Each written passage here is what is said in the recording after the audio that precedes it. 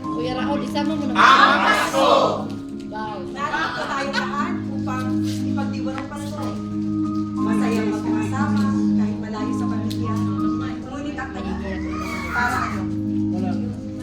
Ano nga ba ang sambit ng puso mo sa tuwing maririnig mo ang Pasko? Ano nga bang larawang ginuguhit ng isip mo sa tuwing maririnig mo ang mga salitang Merry Christmas, friend! Kadalasan sa ating ginugunita ang walang sintulad na Pasko sa ating lupang sinilangan. Dahil ang Paskong Pinoy, kahit saan ka man, kaya hanap ka na. Si Kalot. Si Kalot. May puso rin ng Kayo ako. Ngunit ano nga ba ang kahulugan ng pagdiriwang na ito?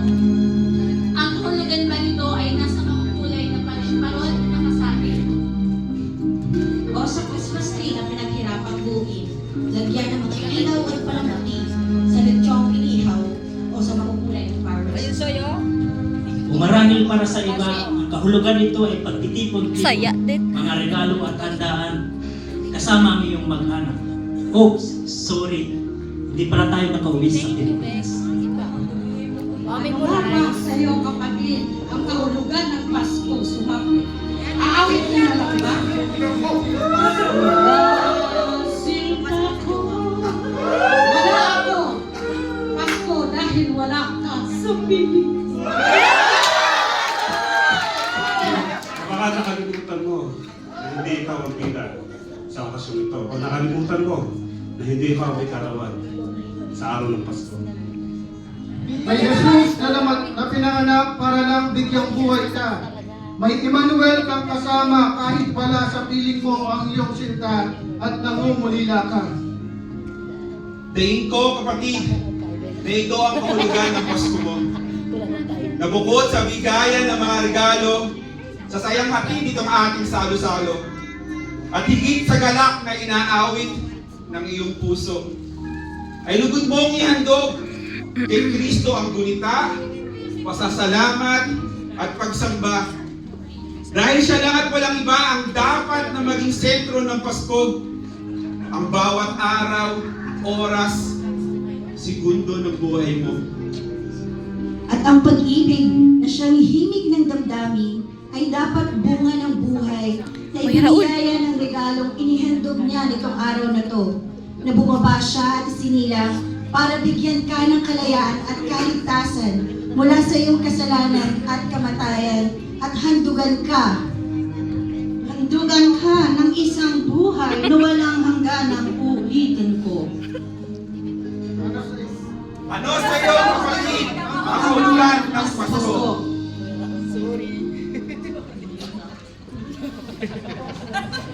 Ubus na? Sasayaw sila. Kuya, napakalikot mo! It's showtime!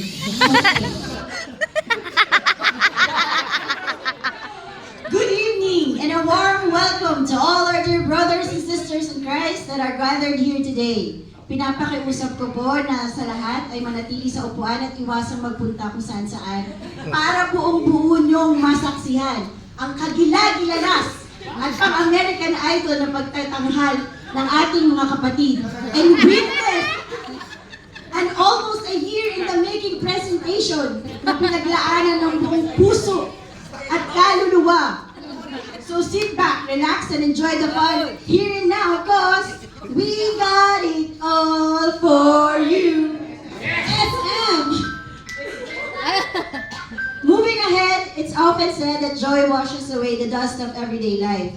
To lighten our spirits, we have an extraordinary team of well-renowned artists performing live here in Grand Excelsior Hotel are the much-awaited, much-anticipated singles and couples of Jaya, El Jabal Ali, and DIP.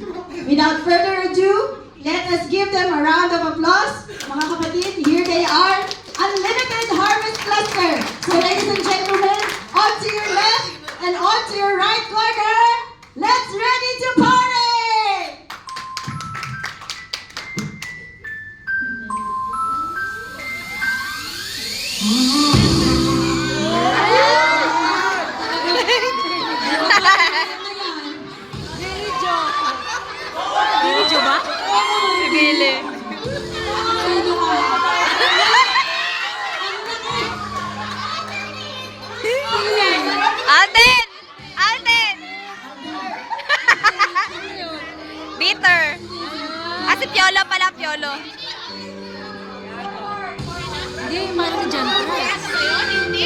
Sino ba yan? Ito si Ramsey, si Derek Ramsey. Sino yun yung isa? Please welcome the Java Walkies.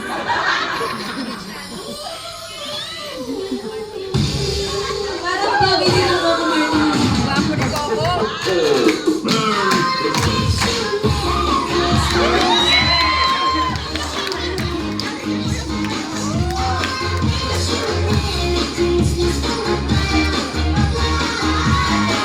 Ang lambot! Ang lambot!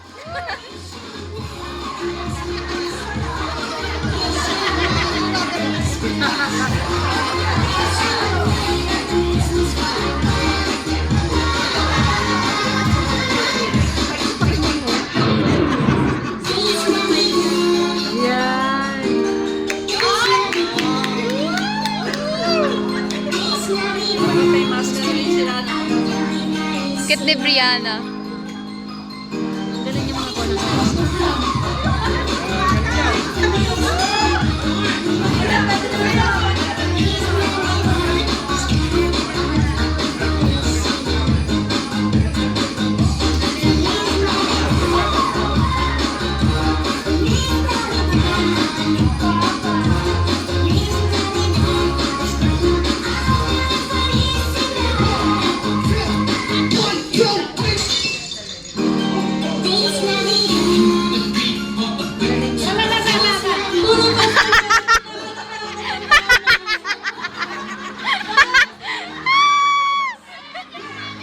Alam ko na kung bakit puro ka sa magic. Mas bibig.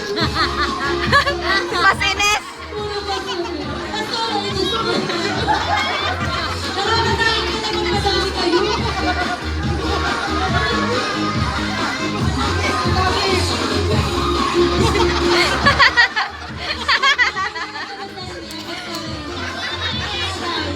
Pagiging masasanay ang restaurant.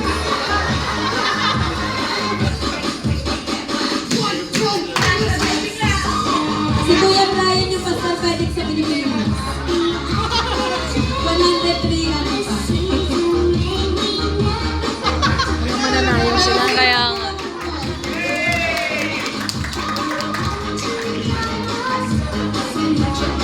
Si Ate Joanne, si ano talaga, si Pas Ines din mo. Kuwang-kuha yung aura eh.